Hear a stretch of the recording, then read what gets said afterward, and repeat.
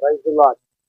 మన ప్రభువును రక్షకుడును యేసుక్రీస్తు వారి ప్రేత మీకు సమాధానము శాంతి ఆయన కృప మీకు తోడుగా ఉంది గాక. ఈరోజు ఈ యొక్క వర్తమానము ఏమిటి అంటే,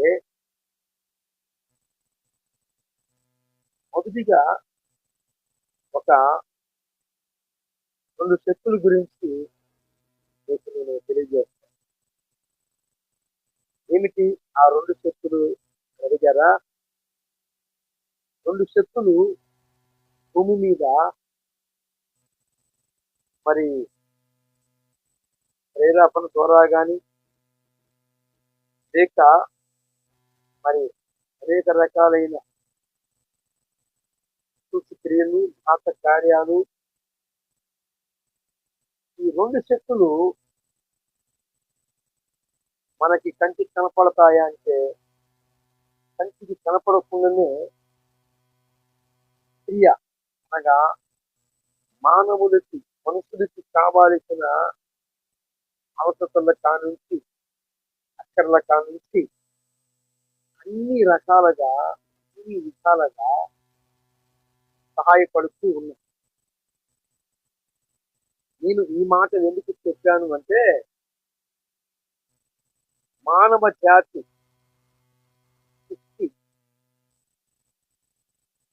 పుట్టి మొదలుకొని మనుషులని అనేక రకాలైన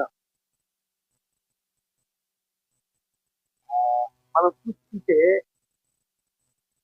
ఏమండి, 2 శక్తులు భూమి మీద ఉన్నాయి అని సర్వగర్వంగా నేను తెలియజేస్తాను. ఈ 2 శక్తుల్లో ఎలాంటివి అంటే, ఒక శక్తి ఏమో దైవశక్తి. దైవశక్తి తన పిల్లల కోసము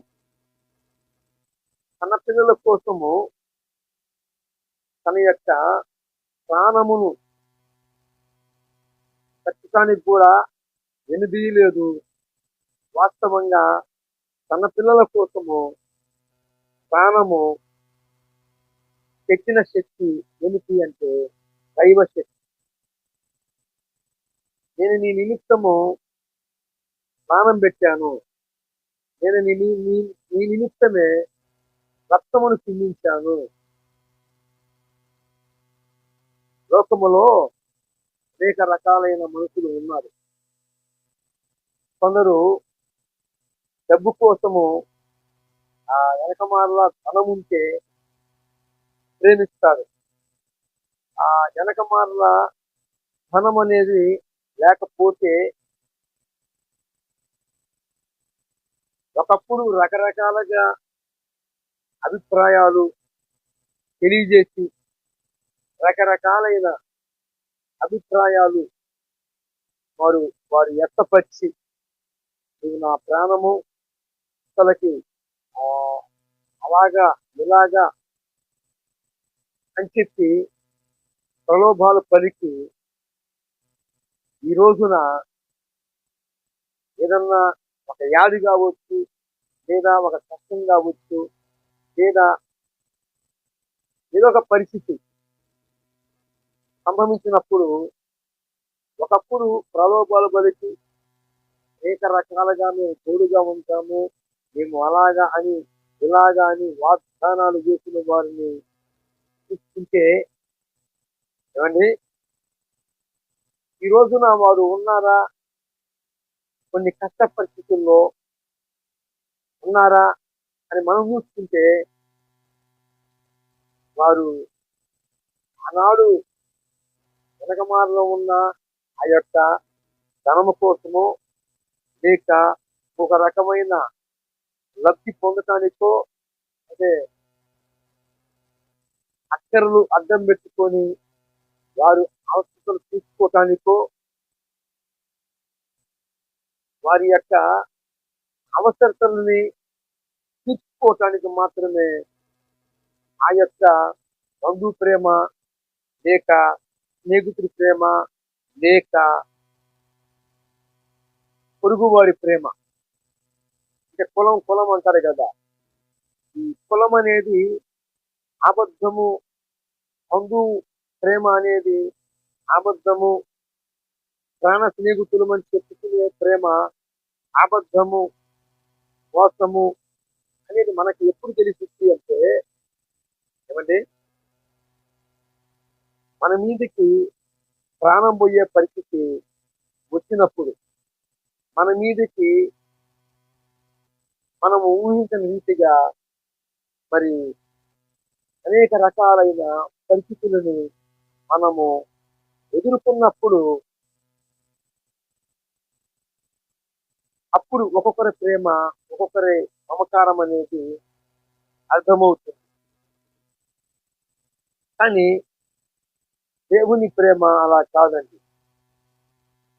దేవుని ప్రేమ అలా కాదు. కొందరు ఎలాగ ఉంటారంటే, మేలును పొందుతారు, మేలులకు ప్రతిగా మోసం చేస్తారు. మేలును పొందుతారు, మేలు పొందుతారు, ఆ మేలుకు ప్రతిగా కీడే వాళ్ళు చేస్తారు. అంటే కృతజ్ఞత లేని మనస్తత్వం. అయితే చాలా మంది ఏం చేస్తారంటే, దైవ శక్తికి, దేవుని మాటకి లోబడరు, లోబడరు. ఒక శక్తి ఉంది, అదే దయ్యపు శక్తి. అది కూడా అనేక రకాలుగా మరి ప్రాణం అయితే రక్షించలేదు కానీ, పాపం అయితే పోగొట్టలేదు కానీ, ఆ శక్తి ఏం చేసింది అంటే, సత్యములో ఉన్న వ్యక్తుల్ని అసత్యములోకి విడుచుకొని పోయింది. అంటే ఆ మాటలు చెప్పాలంటే, పాతాళానికి వారిని తీసుకొని పోవడానికి సిద్ధంగా ఉంటుంది. ఈ పాతాళానికి తీసుకొని పోవడానికి ముందు దేవుని చెంత ఉన్న వారిని అనేక ఆకర్షణలు చూపించి, అనేక రకాలైన పరిస్థితులను వారికి కలిగించి ఏం చేస్తుంది అంటే, ఈ యొక్క దెయ్యపు శక్తి దేవగ్రంథమందు వారి పేర్లు రాయబడినప్పటికీ వారిని మరలా అసత్యములోకి తీసుకొని పోవటానికి సాయశక్తులా ప్రయత్నం చేస్తుంది. అయితే వీరికి ఎవరు లోబడతారు అంటే, దేవుని మీద ఆనుకున్న వారు లోబడరు. ఏమండి, ఈ పోరాటము, ఇది బాప్తిసం పొందిన వారిని టార్గెట్ చేసి, ఎందుకు బాప్తిసం చేసుకున్న వారిని కూడా ఈరోజు మనం చూస్తాం. చాలా మంది బాప్తిసం పొందుతారు, మరలా ఎందరు కరెక్ట్ గా ఉంటున్నారు, ఎందరు దేవుని వెతుకును, సంఘం వెతుకును, తన దాసుని వెతుకును సమానం చేసి తన యొక్క మరి పాప భారము ఈ రోజు నుంచి మేము మా పాప భారం అంతా కూడా యేసయ్య పాదాల చెంత వదిలిపెడుతున్నామని చెప్పి, మరలా ఆ వెనక సొంత మనిషే మరలా కొద్ది రోజులు దేవుని పాదాల చెంత ఉంటారు, కానీ ఆఖరికి మరలా అనేక రకాలుగా వారు ఊహించిన రీతిగా వచ్చిన పరిస్థితులు ఎదురైనప్పటికీ, ఏమండి, మరలా విడిచిపెట్టిన విగ్రహారాధనే మరలా చైత్యం మొదలు పెడతారు. దానికి ఆధారం ఏమిటి అంటే, దెయ్యపు శక్తి వారిని మరలా సత్యములో నుండి సత్యములో తీసుకొని పోయిందని ఎందుకు తీసుకుపోయింది. ఏమండి, మొట్టమొదటిగా చెప్పారు, దైవ శక్తి, దెయ్యపు శక్తి, రెండు శక్తులు ఈ భూమి మీద ఉన్నాయి. ఈ రెండు శక్తులు కంటికి కనపడకుండానే దేవుని కార్యము, దైవ కార్యమేమో దేవుడు చేస్తున్నాడు, దెయ్యపు కార్యాలేమో దెయ్యాలు చేస్తున్నాయి.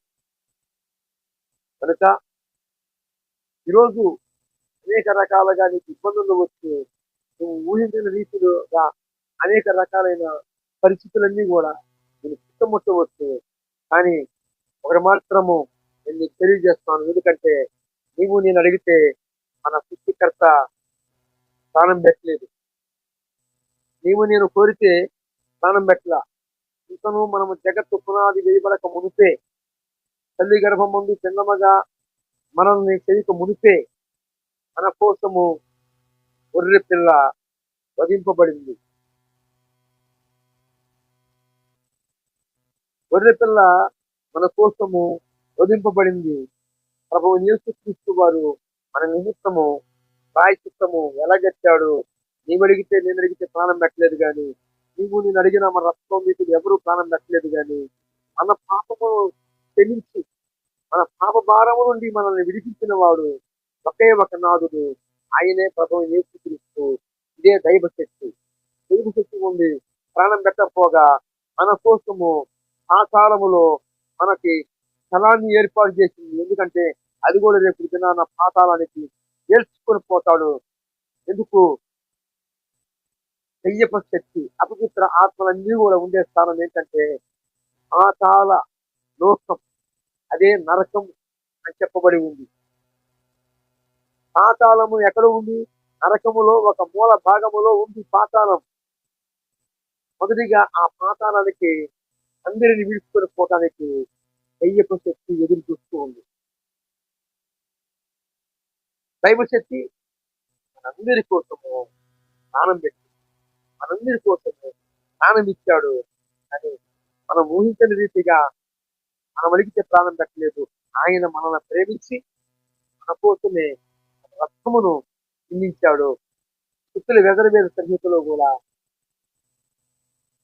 మన నిమిత్తము ప్రాణం పెట్టాడు. మన నిమిత్తమే అగ్ని పశువై ఉండెను. ఆ పశువే యజ్ఞమైపోయాడట. దేవతలే దీనికి సాక్షని శక్తుల వెదరవేద సంహిత 253 పేజీలో రాయబడి ఉంది. కనుక మరి యేసు ప్రభు వారి మీద ఆధారపడండి. మనక్క మునిపే కోసం ప్రాణం పెట్టిన ప్రాణనాథుడిని దైవ శక్తి మీద ఆధారపడండి. మీరు కలుగుతున్న సమస్తము ఆ యొక్క పరిస్థితుల నుండి మీకు విడుదల, సమాధానము ప్రార్థించండి. ఈ మాటలు యేసుక్రీస్తు వారి పేరిట మీరు ఎదుర్కొంటున్న ఆ శోధనంతా, ఆ పీడలు తప్పించి మీకు రక్షణ అనుగ్రహించిన గాక. రక్షణ అని ఎందుకన్నానంటే మీ పేర్లు జీవగ్రంథం ముందు రాయబడినట్లే అలాగనే స్థిరంగా ఉండాలి. లేకపోతే రాయబడిన ఆ పేర్లు మరలా అక్కడి నుంచి తొలగించబడతాయని సంగతి తెలుసా? కనుక యేసుక్రీస్తు వారే మీ పేర్లు అలాగనే స్థిరంగా ఉంచి మీరు ఎదుర్కొంటున్న ఆ శాపం నుండి, శోధన నుంచి మిమ్మల్ని విడిపించిన గాక. ఆమేన్.